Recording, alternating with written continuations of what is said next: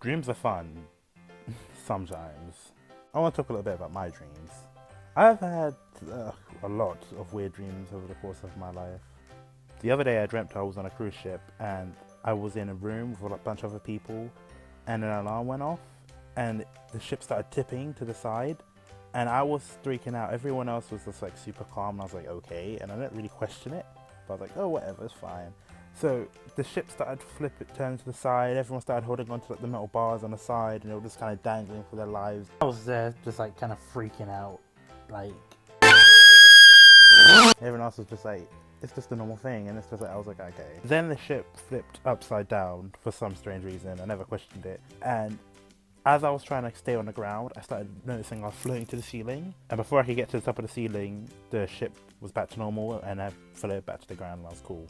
And then I noticed I had lost my room key, and if you don't know about cruise room keys, they're essentially the same as a hotel room key, but they are more based around being able to use as like a credit card, and you pay back after when you finished on a cruise. Anyway, to cut the story short, because there was not much else in that dream, I ran up some stairs, walked past an old man who told me to pace myself for some strange reason, and I saw a bike on the stairs, and I was like, okay, whatever. Got to my room, found my room key, and it was in my bag, and I was like, okay.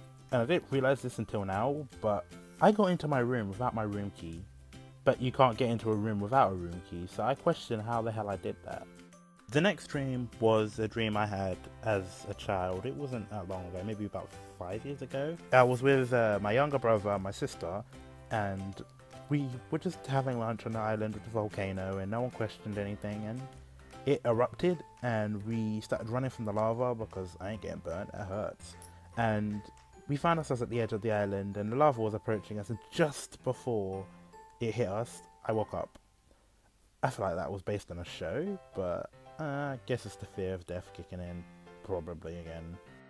Side note, most of the dreams I used to write down, but I can't remember the book I used to have. Lastly, I want to talk about my most vivid dream I've had, and it stars me and some characters from Recess. If you don't know about Recess, it was a Disney Channel show that aired from 1997 to 2001. The show starred 5 children and it looked at their school lives, and it focused on their break and their lunch. And it in fact got a couple of movies, such as Recess Falls Out, which was a theatre movie which came out in 2001. So I was hanging out with the characters, we were playing games, we were having fun, and I went to the bathroom, and on my way out I passed the most scary thing I could have thought of ever. I saw a huge spider with, if you remember her, Miss Sinister's face on top of it.